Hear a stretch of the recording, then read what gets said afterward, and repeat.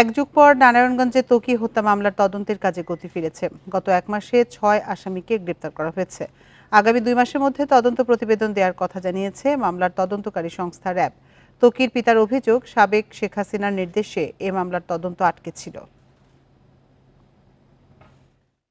দীর্ঘ এক যুগ পর নারায়ণগঞ্জের মেধাবী ছাত্র তানভীর মোহাম্মদ ত্বকী হত্যা মামলা সচল হয়েছে।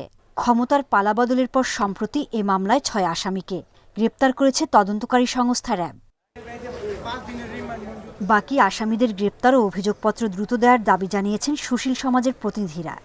ইতিপূর্বে যারা ধরা পড়েছিল, যারা ১৬৪ ধারার জবানবন্দি দিয়েছে, তারা এখনো আদালতের বাইরে কিংবা জেলখানার বাইরে আছে। তাদেরকে জেলখানা থেকে জামিন পাওয়াতে এবং দেশের বাইরে যাওয়ার সহযোগিতা করেছে যারা, তারাই ত্বকী হত্যার আসলে খুনি।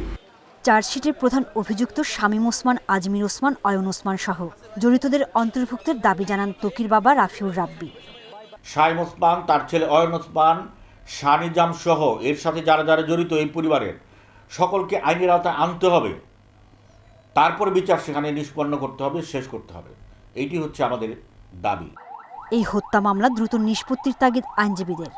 এই মামলাটি আলোর মুখ দেখছে এবং আগামীতে হয়তোবা যদি র্যাবের কর্মকর্তারা আরেকটু তৎপর হন, আমার ধারণা হয়তোবা ভালো একটি রেজাল্টের দিকে যাবে। দ্রুত ত্বকী হত্যা মামলার অভিযোগপত্র দেওয়া হবে বলে জানিয়েছেন মামলার তদন্তকারী সংস্থা র্যাব। ৬ জনকে অ্যারেস্ট করতে সক্ষম হয়েছি। এই ৬ জনের মাঝে আবার একজন ১৬৪ ধারা জবানবন্দি দিয়েছেন। তো আমরা এর উপরেই আমরা ভিত্তি করে আমরা কার্যক্রম চালিয়ে যাচ্ছি এবং আমরা আশা করছি যে দ্রুততার সাথেই আমরা ইনশাআল্লাহ মামলার চার্জশিট দিতে সক্ষম হব। ২০১৩ সালের ৬ মার্চ বাসা থেকে বের হওয়ার পর নিখোঁজ হন তানভীর মোহাম্মদ ত্বকী। ২ দিন পর ৮ মার্চ শীতলক্ষ্যা নদীর কুমুদিনী খাল থেকে ত্বকীর মরদেহ উদ্ধার করে পুলিশ।